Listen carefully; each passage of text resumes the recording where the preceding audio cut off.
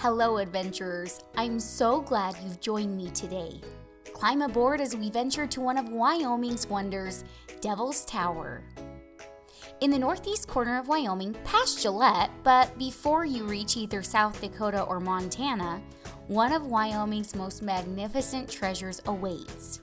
Devil's Tower is a large rock structure that rises from the lush valley which serves as its foundation. Devil's Tower stands a whopping 5,112 feet tall. That means it would take 4 football fields stacked on top of each other to reach the very top.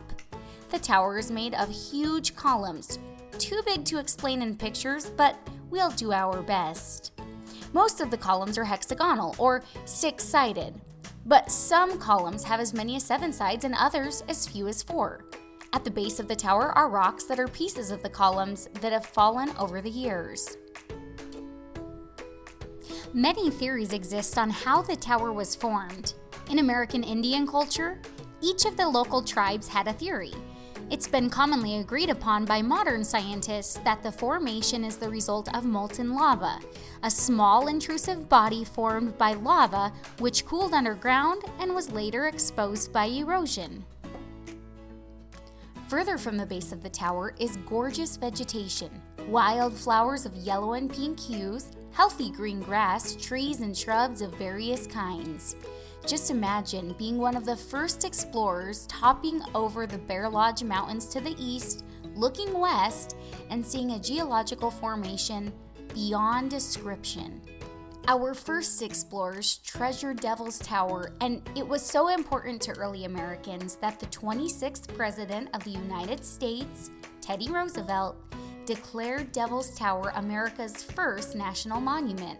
Those who went before us knew that they should care for this natural treasure like the gem that it is, so they decided to be good stewards of her for future generations like you and me.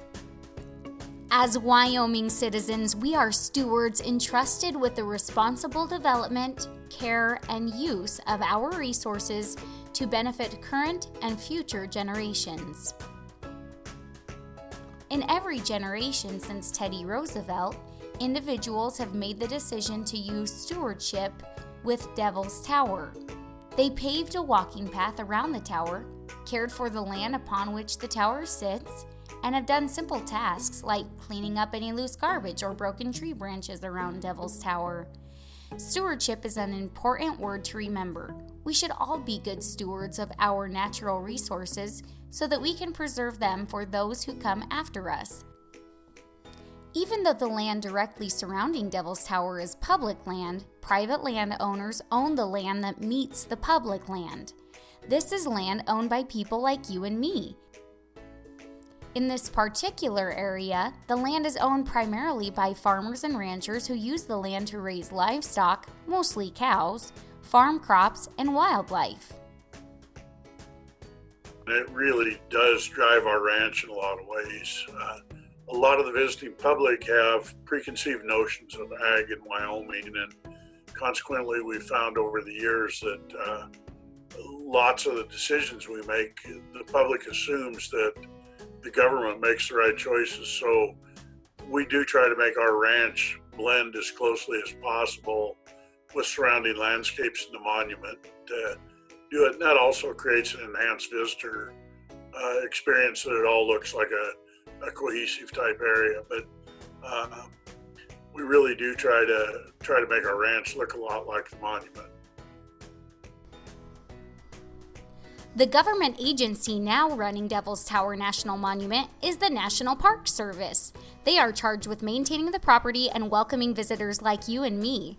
Devil's Tower is used for all sorts of fun. Family picnics, climbing the tower and walking around the tower are popular activities, as well as watching local wildlife.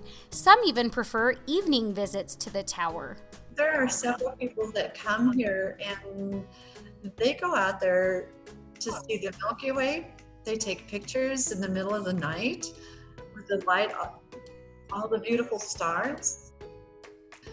We get quite a few photographers, and people just like to go there and be near the tower. It's awesome. Devil's Tower isn't all play.